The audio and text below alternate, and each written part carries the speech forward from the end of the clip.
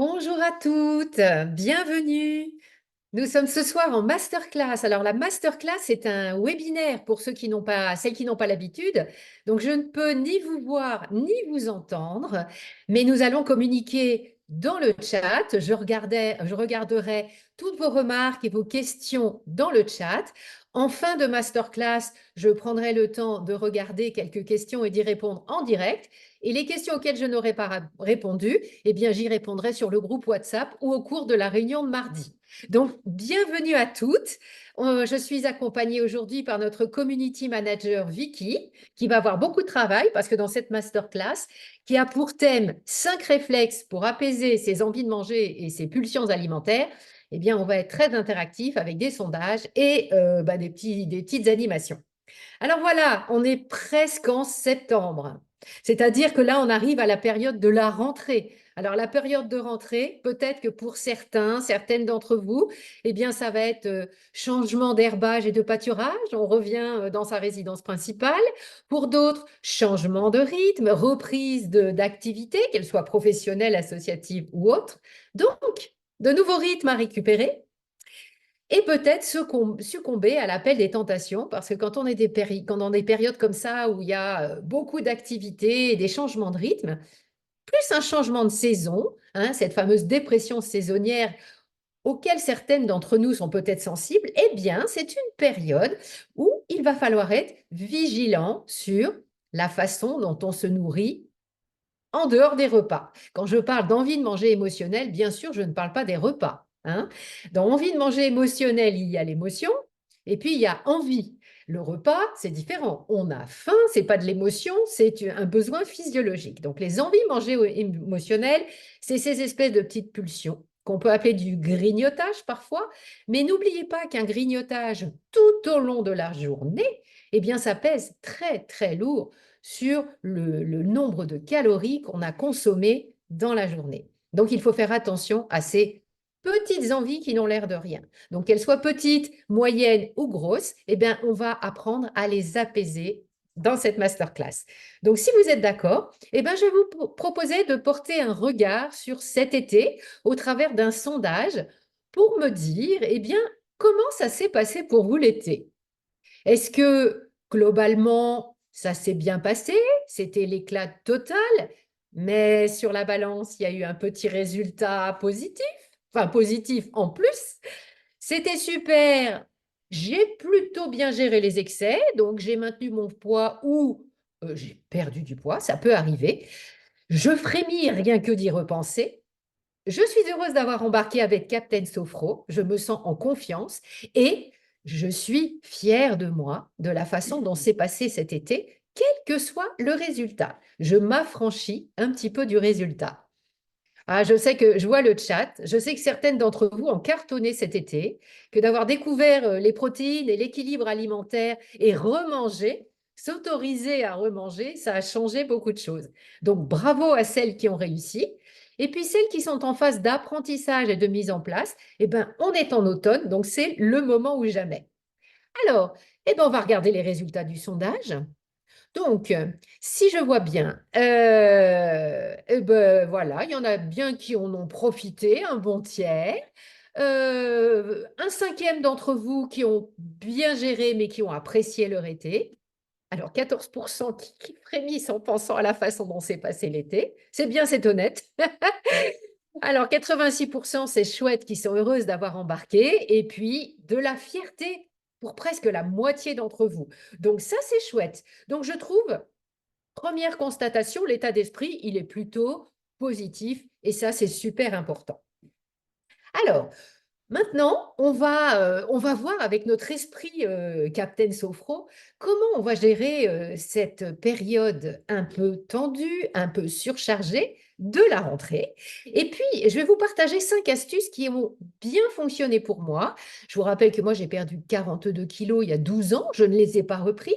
Donc, c'est des astuces que je trouve très efficaces en ce qui me concerne, mais je les ai également partagées à des centaines de personnes et les retours ont vraiment été très positif sur ces astuces. Alors, je suis sûre que vous êtes très impatiente de les découvrir. On va commencer. Donc, astuce numéro 1, eh bien, elle ne va pas être alimentaire, Un petit peu, mais c'est surtout gérer son stress, apprendre à gérer son niveau de stress. Vous savez que chez moi, c'est une obsession. Je veux que vous soyez zen, que vous soyez apaisé et qu'il n'y ait pas trop de stress dans votre vie. Pourquoi? Eh bien, parce que le stress, il est redoutable. Il va vous donner envie de manger parce que les hormones du stress, elles ouvrent l'appétit, elles augmentent l'appétit même, elles l'ouvrent et elles l'augmentent et elles vont perturber les hormones du bien-être, les hormones du bonheur, notamment la sérotonine. Donc, on ne gagne pas à être stressé, même si on ne décide pas d'être stressé, eh bien, il y a un moyen de gérer son stress. Le premier, on en a parlé, c'est avoir une alimentation anti-stress. Déjà, ça, c'est conseil numéro un. Alors, cette alimentation anti-stress, elle va provenir de nutriments, de micronutriments. Donc, les vitamines B1, B5, B12, D3, du magnésium, du potassium et du zinc. Donc, nous en avons parlé en réunion mardi dernier. Néanmoins, c'est bien de le rappeler. Alors, Vicky, si tu peux partager le visuel sur les 7 nutriments anti-stress, on y va. Comme ça, je vous rappelle les sources de nutriments anti-stress. Ça fait jamais de mal de rappeler.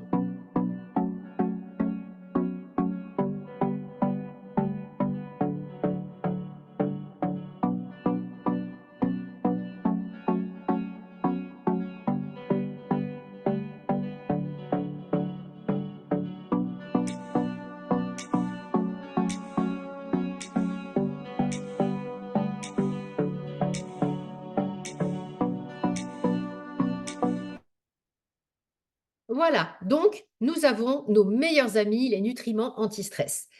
Mais ça ne suffit pas. Effectivement, je vous en avais parlé, le stress détruit le magnésium, le potassium et la vitamine D. Donc, c'est bien d'en consommer, mais il faut être assuré que ce ne soit pas détruit par le stress. Donc, dans le stress, il existe des techniques psychocorporelles ou des techniques basées sur, par exemple, la sophrologie, les protocoles de sophrologie, la méditation, le yoga, qui vont permettre d'apaiser et de donner ces lettres de noblesse au système parasympathique, qui est le système qu'on appelle le frein dans notre corps. Ça va freiner le stress. Alors que notre système orthosympathique, c'est celui qui est l'accélérateur et qui va accélérer le stress. Alors, on a vraiment trois grandes familles de protocoles et de techniques qui nous aident vraiment à apaiser le stress quand on les pratique régulièrement. Et je vous les propose dans les lives.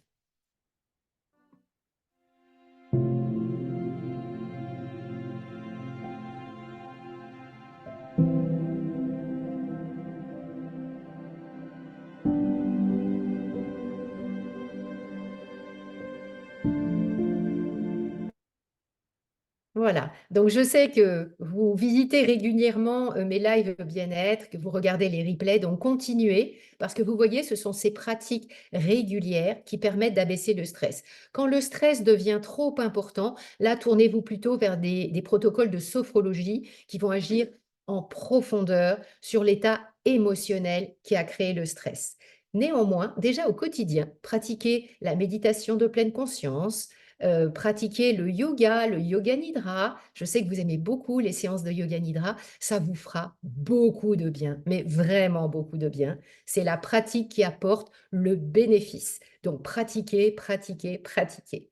Et puis, la respiration. La respiration, rien de tel pour s'apaiser et lutter contre le stress qui provoque ces envies de manger. N'oubliez pas que les grignotages, les envies de manger, la plupart du temps, dans 95% du temps, c'est lié à des émotions et au stress. Donc la respiration peut aider. Bah écoutez, si on essayait. Donc je vous propose un tout petit exercice de respiration en pleine conscience. Vous êtes d'accord?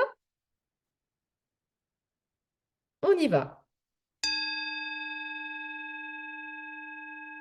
Alors, vous allez fermer les yeux et vous allez inspirer calmement, expirer.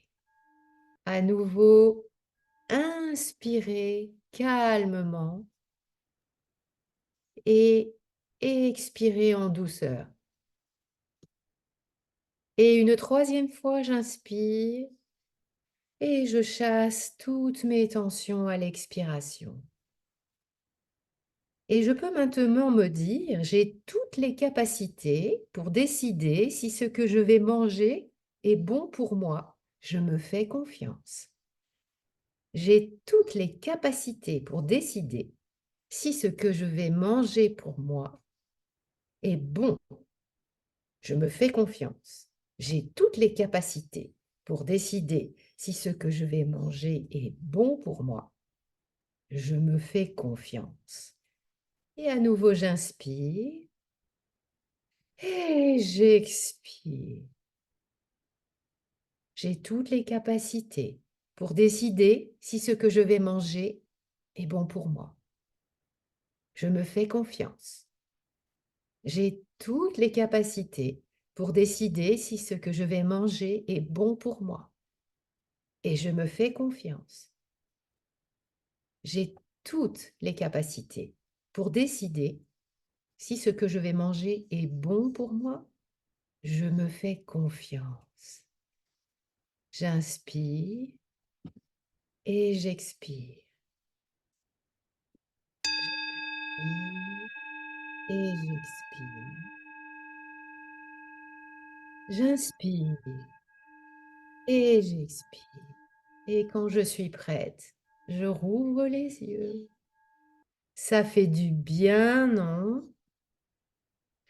Et répéter ces petites phrases, ces petits sankalpas, tout gentils, qu'on s'adresse à soi-même avec gentillesse et bienveillance, peuvent freiner, voire empêcher une envie de manger émotionnelle. Donc je m'installe, je respire 3 fois et je me répète cette phrase avec toute la gentillesse envers moi-même dont je peux faire preuve. C'est une première technique que j'ai beaucoup utilisée parce que moi, j'étais une grosse grignoteuse et j'ai beaucoup utilisé cette technique. Au début, je me disais, mais c'est ridicule de me dire que je me fais confiance alors que je craque tout le temps. Et c'est assez magique, c'est merveilleux. Au bout d'un certain temps, la pratique l'emporte sur l'habitude. L'habitude toxique est remplacée par la belle habitude bénéfique. Et voilà. Et après, il suffit juste de se dire, je respire, je me fais confiance et l'envie de manger émotionnelle est retournée dans le vilain placard d'où elle était sortie. Deuxième conseil, faites attention à la manière dont vous vous alimentez. Si vous vous mangez trop vite, vous ne prendrez pas conscience que vous mangez. Prenez le temps de manger calmement vos repas. Un repas, dans l'idéal, pourrait se dérouler sur 20 minutes, quitte à faire des pauses dans le repas. Donc, ralentissez. Prenez le temps d'observer le contenu de vos assiettes, les formes, les couleurs, les textures, l'odeur, puis commencez à manger et à savourer. Vous vous centrez sur l'instant présent, vous portez attention à ce que vous mangez. Et alors là, vous allez vous connecter à vos sensations corporelles, c'est-à-dire vous ne serez plus en pilote automatique. Vous allez être à l'écoute de votre corps. Et c'est important parce que justement, quand on mange sans faire attention, notamment quand on grignote, on fait même plus attention à ce qu'on mange. Le cerveau, lui, il n'enregistre pas. Il n'enregistre même pas qu'il y a eu du plaisir. Donc après, il va vous pousser à nouveau à vous tourner vers des aliments que je qualifie d'aliments doudous pour compenser ce qui a manqué. Et les aliments du grignotage, c'est pas des asperges, c'est pas des endives, c'est pas des haricots verts. En général, c'est riche, c'est gras, c'est sucré. Voilà. Donc, je vois dans le chat, oui, Herminia, il faut laisser 30 minutes au cerveau pour comprendre ce qui se passe dans le corps parce que les réactions hormonales prennent du temps. Donc, laissez-vous le temps et vous verrez, plus vous mangerez vos repas doucement, moins les envies de grignoter vont s'inviter dans votre cerveau, puisque c'est dans le cerveau qu'elles viennent, les envies de manger émotionnelles. Et après, quand la pensée est venue, ça crée une émotion et l'émotion va créer l'action.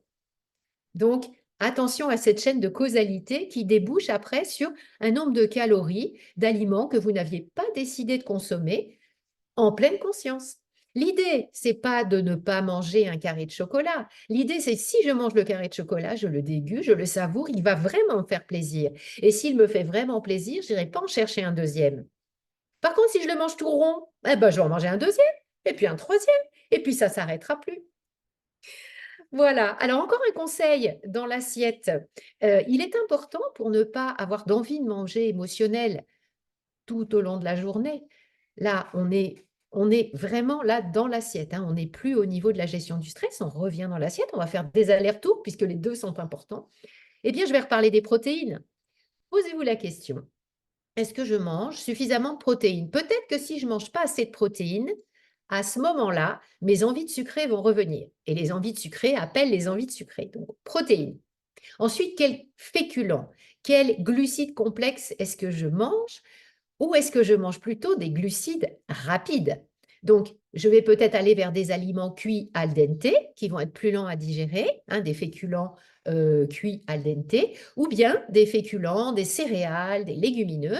Eh bien, les légumineuses, c'est toujours complet, mais les céréales, des céréales semi-complètes ou complètes. Allez vers le riz complet ou semi-complet plutôt que vers le riz blanc. Ou sinon, choisissez le basmati. Faites des choix.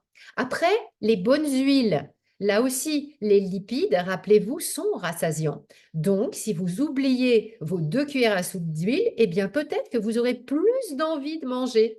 Et oui, des petites pulsions alimentaires parce qu'il a manqué ce macronutriment essentiel. Et puis après, au niveau du goût, n'oubliez pas les épices, les aromatiques, les herbes, c'est super important. Là, on est dans les choses, programme, je cherche mon poids de forme, c'est super. Mais on a oublié un truc essentiel. Enfin, je ne l'ai pas oublié, mais je l'ai gardé pour la fin. Mettez des aliments plaisir dans votre alimentation. Si vous aimez, on parlait du chocolat. Si vous aimez le chocolat, mais que vous vous dites je ne mange pas de chocolat parce que ça va me faire craquer, c'est là où vous allez craquer. Donc, dédiaboliser le chocolat en l'invitant dans vos repas. Vous pouvez vous faire, par exemple, des petites escalopes aux oignons et à la sauce chocolat. C'est absolument délicieux. Vous pouvez vous faire du skyr stracciatella en râpant du chocolat noir dans votre skyr. Vous cuisinez avec le chocolat. Vous pouvez faire des petits rouleaux de printemps aux fruits. Ça, c'est totalement délicieux. Et ensuite, vous faites comme une petite fondue au chocolat que vous avez préparé, chocolat crème fraîche, et vous mettez ça sur vos petits rouleaux de printemps de fruits frais, bien sûr. C'est absolument délicieux. Et si on est gourmand, on met la crème d'Aurélie, celle qu'elle nous avait préparée dans le roulé à la framboise. Un petit peu de crème pâtissière dedans. Là, c'est une tuerie. Et vous avez votre goût du chocolat. Et plus vous allez avoir ce goût du chocolat au quotidien associé au plaisir, moins vous aurez envie d'en manger sous forme de compulsion. Oui, Gérard Apfeldorfer dit, et il a raison, absolument, il n'y a pas d'aliment tabou. Aucun aliment en soi n'est grossissant. Ce qui est grossissant, c'est la façon dont on le perçoit. Et si on le diabolise, il reviendra. Vous savez comment est le diable, hein? Il revient toujours. Et on dit le diable se cache dans les détails. Eh bien, nous, on est maline. Et justement, c'est dans les détails, les tactiques, les petites stratégies qu'on va mettre en place qu'on va réussir à apaiser ses envies de manger. On ne les chasse pas, on ne les combat pas, ça ne marche pas. On les apaise, on les apprivoise. Et quand ça arrive, il y a le craquage, eh bien, ce qui est arrivé, on l'accepte. On l'accepte avec la tête haute et on ne culpabilise pas. Ok, j'ai craqué, j'ai mangé 2 pains au chocolat. Ok, je les ai mangés, ils étaient même pas bons. On se dit pas, t'es trop bête, c'est ridicule, t'aurais jamais dû faire ça, ça fait plein de calories. Non, tu les as mangés, tu les as mangés. Ok, bon, bah c'est fait, hein. Maintenant, qu'est-ce que je me pose comme question? Y a-t-il eu un déclic qui a fait que j'ai mangé les aliments au chocolat? Et tout ce que je viens de vous dire avant, eh bien, vous allez pouvoir l'activer. Est-ce que j'étais stressée? Est-ce que j'ai pris soin de mon stress? Est-ce que j'ai bien dormi? Parce que le stress et le sommeil sont très liés. On fera une masterclass là-dessus. Est-ce que j'ai mangé suffisamment de protéines? Ou tout simplement, est-ce que j'ai mangé suffisamment? Donc, toutes ces questions, maintenant, on se les pose. Quant au dessert, eh bien, si c'est des craquages sur des aliments sucrés, eh bien, cuisinez régulièrement des desserts rapides, jolis, goûteux, qui vous feront plaisir. Et à ce moment-là, vous n'aurez plus envie d'aller craquer vers des pâtisseries ou pire, des gâteaux de la grande distribution qui, vraiment, vu la composition, ça a peut-être très bon goût, mais au niveau nutritionnel, c'est vraiment pas top. Alors, on va s'arrêter un instant pour justement parler des sensations qu'on a quand on est sur le point de craquer. C'est très important de comprendre qu'est-ce qui se passe dans le corps quand on va craquer. Est-ce que c'est de l'envie de manger ou est-ce que c'est de la faim? Alors là, il est presque 7 heures, ça va être l'heure du dîner. Vraisemblablement, vous n'avez pas encore mangé. Eh bien, je vous propose un petit sondage. Vous allez vous concentrer, centrez-vous sur vous-même et demandez-vous ce que vous ressentez réellement. Est-ce que vous ressentez de la faim? Est-ce que vous ne ressentez pas encore de la faim ou une toute petite faim? Est-ce que vous avez toujours faim? Donc ça ne change toute la journée, vous avez faim. Ou est-ce que, et ça arrive, je sais que certaines d'entre vous sont dans cette situation, eh bien, ne ressent pas la faim, même quand le repas précédent a eu lieu il y a longtemps. Donc tout ça, ce sont des apprentissages, mais là, prenez vraiment le temps de vous écouter. Alors là, vraisemblablement, la grande majorité ressent bien ces sensations alimentaires. Celles qui ont faim, et celles qui ne ressentent pas encore la faim ou ont une toute petite faim, malgré tout, il y a quand même une perception, peut-être une perception que la faim pourrait arriver. Donc ça, c'est déjà pas mal, c'est intéressant. Ah, alors, Christine nous dit quelque chose d'intéressant. Pour une fois, j'ai vraiment faim, mais c'est parce que je n'ai pas mangé ce midi. Alors là, Christine, tu anticipes sur des petits exercices que je vous ferai faire au cours du mois d'octobre pour vraiment travailler sur les sensations de faim et de satiété. Donc là, c'est très intéressant. Parfois, on mange tellement, souvent, eh ben, qu'on ne ressent plus la faim, tout simplement. Et de temps en temps, c'est pas désagréable de ressentir la faim. Je me souviens, quand j'ai commencé à ressentir la faim, j'étais étonnée. Quand je faisais le programme, que vous connaissez, j'avais tellement peur de ressentir la faim que je passais mon temps à manger des carottes, des pommes, des œufs. J'avais tellement peur que la faim arrive, eh bien, les aliments à 0 point, je passais mon temps à en manger. Et c'est quand j'ai arrêté ça, quand j'ai arrêté de me dire: arrête, le repas arrive dans 2 heures, ça va se passer, tu vas pas mourir. Et ben, comme par hasard, ma perte de poids, elle a bien redémarré parce que je ne passais pas mon temps à manger tout au long de la journée. Parce que quand on mange tout au long de la journée, même des carottes, même des pommes, ça relance la glycémie, rappelez-vous. Donc, l'insuline. Donc, vous ferez des hypoglycémies qui vous redonneront envie de manger. Et souvent, les envies de manger émotionnelles, elles viennent de ces habitudes de manger tout le temps. Alors, le sondage, les résultats. 36%, eh ben, elles ont faim, elles sont comme moi.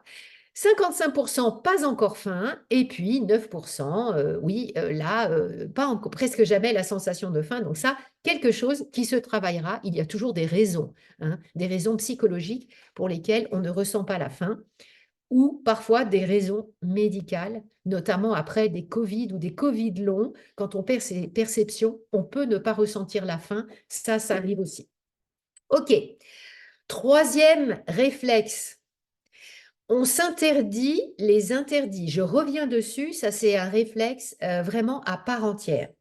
Si depuis des semaines, des mois, vous adorez ça, mais vous n'avez jamais mangé 1 gramme d'andouillette, de saucisson, pas le moindre petit morceau de fromage. Vous avez arrêté le pain, la bonne baguette croustillante, même exceptionnellement, parce que vous êtes sûr que vous allez craquer. Qu'est-ce qui va se passer pour vous? Eh bien, dès que vous allez vous trouver en contact avec ces aliments, ça c'est typique avec le chocolat, par exemple. Hein, je me prive de chocolat et puis le jour où on me présente du chocolat, et il arrive toujours un moment où on me représente du chocolat, et bien là, c'est la décompensation. On craque et puis, ce n'est pas un jet de bruche qu'on mange, mais une dizaine. Voilà. Donc, on y va. On va faire un petit jeu, pas un jeu de rôle, mais voilà. On y est. Sondage numéro 3. Je vous présente le plateau de fromage. Ou, si vous préférez, le moelleux au chocolat.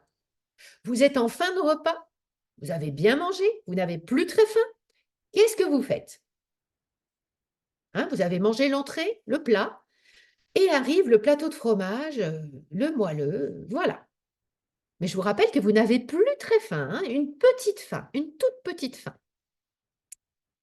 Alors, on y va, ça y est. Alors, il y a celles qui se lâchent, il y a celles qui prennent une part parce que voilà, hein, c'est très bien. Un tout petit morceau parce que j'ai plus très faim. Ah, aucune d'entre vous dit je n'ai plus faim. D'accord. Et puis, fichu pour fichu, eh ben, on y va parce que tant qu'il y en a, je peux en manger. Alors, je vous rappelle qu'on peut très bien faire les trois à la fois parfois, hein.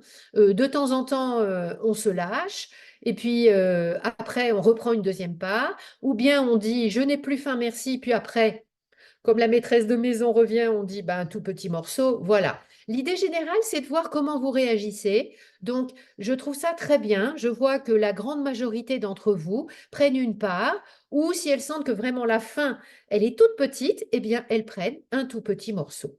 Donc, c'est parfait. Très, très bien. Là, on n'est pas toujours dans les envies de manger émotionnelles ou dans les pulsions alimentaires quand on est en fin de repas, sauf quand on reprend une part, deux parts, trois parts, qu'on n'a plus faim et puis qu'on se rend malade. Donc là, effectivement, il y a quelque chose de l'ordre du dérapage émotionnel, qui peut être de l'ordre de la peur de manquer, ou bien, c'est ce que je vous disais tout à l'heure, je me suis privée depuis si longtemps, et bien là, je vais vraiment en profiter. Donc là aussi, on peut considérer que c'est une compulsion alimentaire puisque une petite part aurait largement suffi. Et d'ailleurs, vous ne vous sentez pas toujours bien quand vous avez consommé cette part supplémentaire que que vous auriez aimé savoir refuser. Donc là, une petite respiration en pleine conscience pour tout simplement savoir où on en est par rapport à sa faim peut être utile. Quatrième réflexe, tout ce qui est tactique anti-compulsion alimentaire, on va essayer de leurrer un peu son cerveau. Parce que très souvent, c'est l'estomac, il sait. Il sait s'il a faim, il sait s'il n'a pas faim. Mais le cerveau, il va court-circuiter tout. Donc, moi j'ai des petites techniques, par exemple, quand je vais au restaurant, je suis chez des amis ou même chez moi, j'ai des petites techniques pour calmer mon cerveau. Par exemple, quand je vais aller au restaurant et que je sais que le service risque d'être lent, si par exemple on est très nombreux, le temps de commander, le temps d'être servi, je ne pars pas l'estomac vide pour éviter la compulsion alimentaire sur la corbeille de pain ou sur les antipastilles.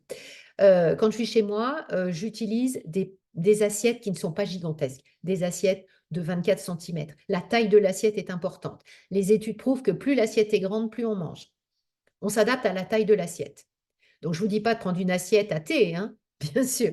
Mais prenez une assiette, même si vous recevez, ce n'est pas la peine de sortir de très grandes assiettes. Utilisez-les pour faire une assiette de décoration en dessous, par exemple. Mais ça fait très joli quand vous avez une assiette un peu plus petite et une très grande assiette autour, c'est magnifique. En ce qui concerne le vin, l'alcool, ce genre de boisson, à ce moment-là, où on risque de déraper parce qu'on est désinhibé, parce qu'on a bu son petit verre de vin, son petit verre d'alcool et on en reprend. Mais si vous êtes droitière, vous mettez votre verre de vin à gauche et si vous êtes gauchère, votre verre de main à droite et vous avez un verre d'eau sur votre main prioritaire. Comme ça, vous aurez plus tendance à aller vers l'eau que vers le vin. L'eau, c'est vraiment un atout. Pensez à boire aussi avant de commencer le repas. Et puis, éloignez de vous tout ce qui peut être source de tentation et de pulsion. On connaît les aliments qui nous tentent, hein. Si par exemple, vous allez au restaurant chinois et que vous savez que vous craquez pour les chips, vous savez, les beignets de crevettes, euh, demandez à ce que ce soit éloigné. Ou alors, vous en prenez une, vous la dégustez, mais vous n'en prenez qu'une. Voilà. Et puis, une technique qui est très efficace, c'est quand on décide de faire une pause avant de commencer à manger. Quelle que soit la situation, que ce soit avec des collègues de bureau, que ce soit avec les petits-enfants, que ce soit tout seul, si on s'aperçoit qu'on est dans une tension émotionnelle, qu'on est sous stress et que ça risque de déraper, eh bien, je vous propose une technique, on va se poser 3 questions et on va les découvrir ensemble.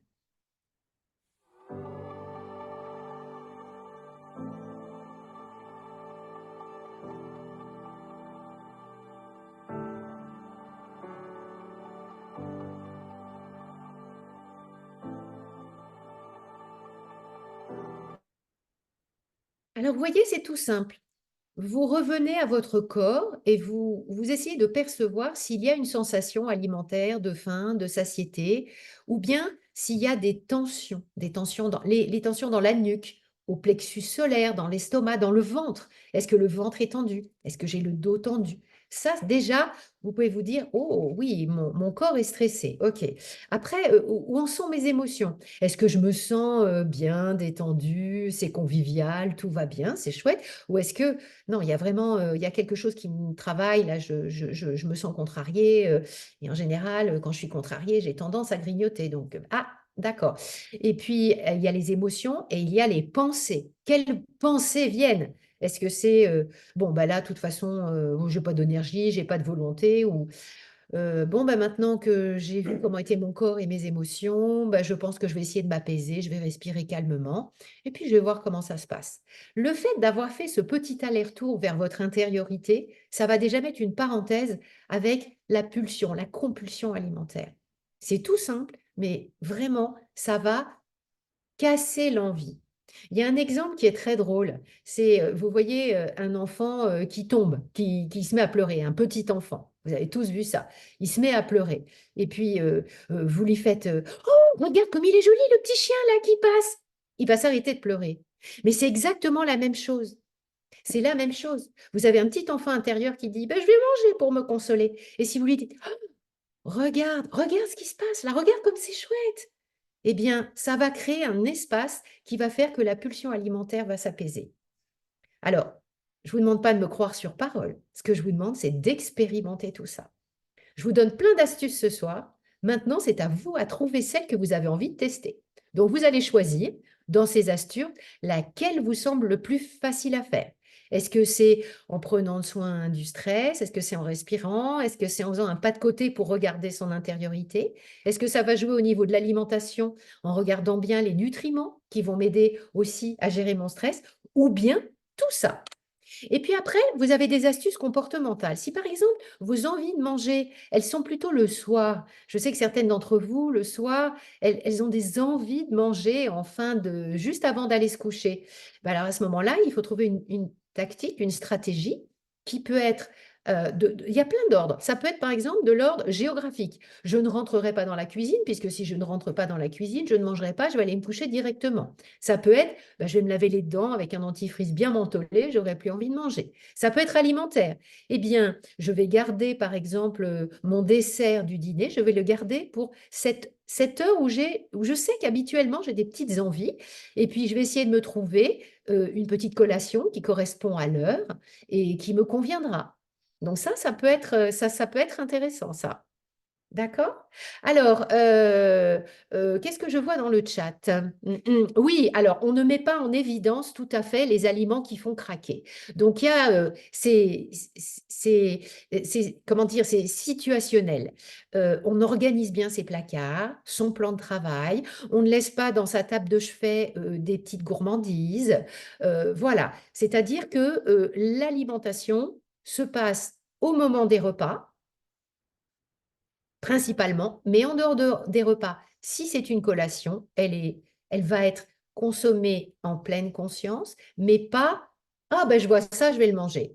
Hein? C'est, «Eh bien, j'ai faim, je sens que j'ai une sensation de faim, eh bien, j'ai envie de manger, un bowl cake, par exemple, que je me suis préparé, j'ai juste à le réchauffer, ben voilà, donc je vais me le réchauffer et puis je vais le consommer, c'est très bien, je m'assois, je le déguste et c'est formidable».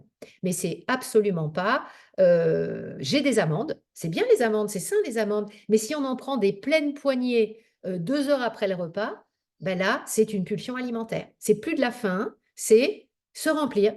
Mais se remplir pourquoi? Donc là aussi, je m'apaise et je me dis: «Bon, bah, là, le repas est quand même trop proche, ça ne peut pas être de la faim. Eh bien, je fais autre chose. Donc je vais jardiner, je vais aller marcher, j'appelle ma copine rigolote qui va me raconter, des tas de blagues». On a toujours un moyen, une tactique pour détourner cette envie de manger émotionnelle. Pensez à l'anecdote du chien. On ne lui rentre pas dedans. Hein. Quand on dit, bon, eh ben, très bien, je vais mettre un minuteur et je veux tenir 5 minutes et dans 5 minutes, je verrai si elle est toujours là. Non, ça ne marche pas du tout. Hein. 5 minutes après, on continue à penser à l'aliment doudou. Non, il y a d'autres manières de parler, d'adresser cette envie de manger en l'écoutant et en s'écoutant. Et rappelez-vous, les envies, elles viennent de la tête et des émotions. Et après, c'est le corps qui vous dira si vous avez faim ou si vous n'avez pas faim. Mais vos émotions et votre tête, même si vous sortez de table, peuvent vous dire, ce moelleux au chocolat, il est vraiment bien, tu vas le manger. Et l'estomac, il va dire, mais j'en peux plus, j'en peux plus. Donc maintenant, rendez la préséance au dialogue entre la tête, entre les émotions et le corps. C'est entre les trois que ça se joue. Donc c'est pour ça que les trois questions, eh ben, elles sont drôlement importantes.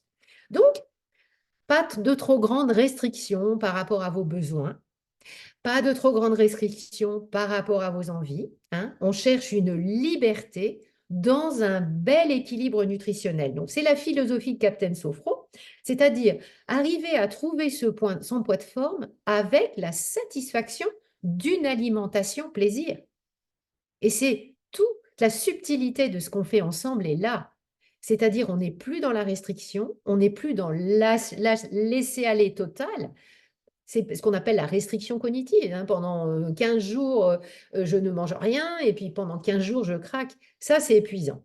C'est épuisant pour tout et le cortisol, l'hormone du stress, va remonter dans ces cas-là. Tant qu'on est dans l'apaisement, le cortisol, eh ben, il va rester tapis tranquillement dans les plis de glande au-dessus des reins et il ne sortira que quand on en aura vraiment besoin, mais pas pour des raisons émotionnelles ou alimentaires, pour des vraies raisons de stress, c'est-à-dire qu'on aura une situation à gérer. Alors, je regarde un petit peu le chat. Alors, Christine nous dit, à moins que ce soit par angoisse, le fait de m'arrêter avant de mettre mes amandes à la bouche et de me dire, ça c'est du grignotage, ça m'aide beaucoup. Alors voilà, donc là, Christine, tu t'es arrêtée au niveau de la pensée, c'est-à-dire que tu t'es aperçue que dans ton dialogue intérieur avec toi-même, eh ben que oui, tu étais sur le point de grignoter. Donc ça, c'est top, bravo, tout à fait. C'est un dialogue. C'est pas je ne veux rien voir, je ne veux rien entendre, je mets un minuteur et j'attends 5 minutes. Non, non, non, ça c'est super. Et si vous avez d'autres astuces, ben, partagez-les dans le chat, hein, bien sûr.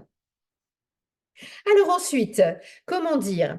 Eh ben, on va passer à un petit sondage. Moi, ce que j'aimerais bien savoir, c'est que pour privilégier un bel équilibre de vie qui s'adapte à vos besoins fondamentaux, ça c'est vraiment très important, eh ben, vous êtes au bon endroit. Avec Captain Sophro, c'est vraiment ce qu'on cherche. Donc là, je vais vous proposer de passer à l'action. Et vous allez me dire, pour cette période qui va s'étendre de septembre jusqu'à Noël, on a une autoroute devant nous, qu'est-ce que vous allez mettre en place? Est-ce que vous avez commencé à réfléchir à votre stratégie pour la rentrée? Ça peut être, je respecte qualité et quantité dans mon alimentation. Je m'autorise, le verbe est important, à manger sans peur et sans reproche, comme le chevalier Bayard. Écoutez mes sensations corporelles de faim, de satiété, c'est des choix multiples, hein. Vous pouvez cliquer sur plusieurs items. Savourer en pleine conscience, donc ça veut dire manger doucement. Cuisiner pour apprendre à varier mes menus. Parce que parfois, on oublie qu'en cuisinant, on peut découvrir de nouvelles saveurs, hein. Alors, on y va. Pendant ce temps-là, je vois dans le chat qu'Herminia, elle a mis son conjoint dans la boucle et c'est lui qui lui donne les amandes au compte-gouttes. Il y en a 7. Ça, c'est un peu la tapette, hein. C'est super. Faut pas qu'il en donne plus que 7 alors. Alors, eh ben, je vois que respecter qualité et quantité arrive en premier. Pour l'instant, on est pratiquement à 70%. Donc, c'est vrai que ça, c'est la base, hein. C'est vraiment la base d'une alimentation poids de forme, vraiment, vraiment. Je retrouve mon poids de forme, je retrouve mon dynamisme, je me retrouve la santé. Ça se retrouve dans la qualité et la quantité. Tout à fait. Donc, dans l'assiette. Après, on est dans le comportement. Donc, m'autoriser à manger sans peur.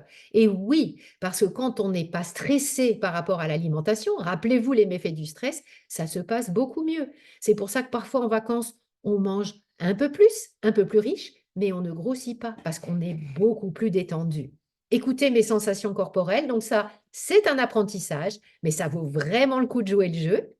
Savourer en pleine conscience, et bien ça, on fera des petits exercices ensemble, on va bien s'amuser.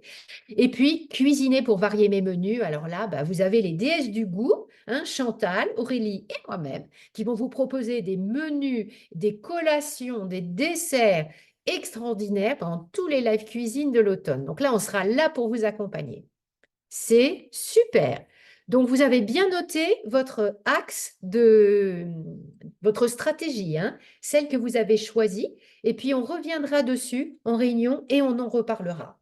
Voilà. Donc, nous sommes arrivés au terme de cette masterclass. Donc, vous voyez que pour conclure, les envies de manger émotionnelles, les pulsions alimentaires, elles impliquent à la fois le cerveau, le mental, les émotions et le corps. Donc, quand vous arrivez à rétablir un dialogue avec les trois, avec toutes les réflexes, ce que j'appelle pourquoi j'appelle ça des réflexes plutôt que des astuces? Parce que un réflexe, ça devient automatique. Vous aurez l'automatisme de le faire. Donc, j'aime bien ce terme de réflexe. Eh bien, ce sont ces 5 familles de réflexes qui vont vous aider. On peut le faire. Si je l'ai fait, vous pouvez le faire. Les choses ne se font pas toujours en un jour. Parfois, il faut du temps. Donc, dites-vous que si vous pratiquez un de ces réflexes pendant un mois, vous verrez une amélioration. Et après, ça peut rejaillir sur d'autres comportements qui n'ont rien à voir avec l'alimentation, mais peut-être sur une façon de réagir dans certaines circonstances où vous serez plus apaisé, plus calme, où vous vous poserez avant de surréagir. Donc, je pense que tous ces réflexes peuvent également être utilisés dans les relations durables qu'on peut avoir les uns avec les autres. Y a-t-il des questions? Je n'ai peut-être pas répondu à tout dans le chat. Vicky, est-ce que tu as vu des questions auxquelles je n'ai pas répondu? Du tout. Non, hein, je pense que voilà. Moi, je suis en train de regarder. Voilà. Herminia qui nous disait surtout pas le foutu pour foutu, mais rien n'est foutu, au contraire. Tout est fait pour que vous vous donniez le temps. Donnez du temps au temps. Prenez tout le temps dont vous avez besoin pour vous mettre à l'écoute de vous-même. C'est une phrase que je répète très souvent dans mes séances de sophrologie. Prenez le temps dont vous avez besoin pour vous mettre à l'écoute de vous-même. Ça, c'est essentiel. Très souvent, on se décentre de soi-même. Vous ne pouvez pas vous faire de plus beau cadeau que de revenir à vous-même. Et je voudrais terminer avec une citation que j'ai trouvée absolument magnifique. Donc, je vais vous la dire. Remémore-toi tout ce que tu as véritablement aimé, tout ce qui t'a rendue heureuse, cela constituera une échelle pour grimper jusqu'à toi. Je la trouve magnifique. Je vous la répète une deuxième fois. Remémore-toi tout ce que tu as véritablement aimé, tout ce qui t'a rendu heureuse, cela constituera une échelle pour grimper jusqu'à toi. Et c'est Nietzsche qui a dit ça. Pourtant, ce n'était pas le gars le plus heureux du monde, hein, mais j'étais stupéfaite de voir que c'est lui qui avait dit ça. Mais je trouve cette phrase sublime. Donc, je vous la repartagerai, je vous la remettrai dans le groupe WhatsApp. Voilà. Eh bien, nous sommes arrivés au terme de cette masterclass. J'espère qu'elle vous a apporté de bonnes idées, l'envie de pratiquer ces réflexes. Vous me direz, je veux vraiment avoir de vos nouvelles par rapport à ça, parce que c'est pas inexorable, hein, les envies de manger émotionnelles, les pulsions alimentaires, tant qu'elles ne sont pas de l'ordre du trouble du comportement alimentaire, où là, c'est totalement différent, on peut très bien les éduquer, les apaiser et apprendre à vivre avec. Et puis quand il en arrive une, on l'accepte en pleine conscience, en pleine présence de soi-même et tout va bien. Allez, je vous envoie des gros bisous et puis à très bientôt.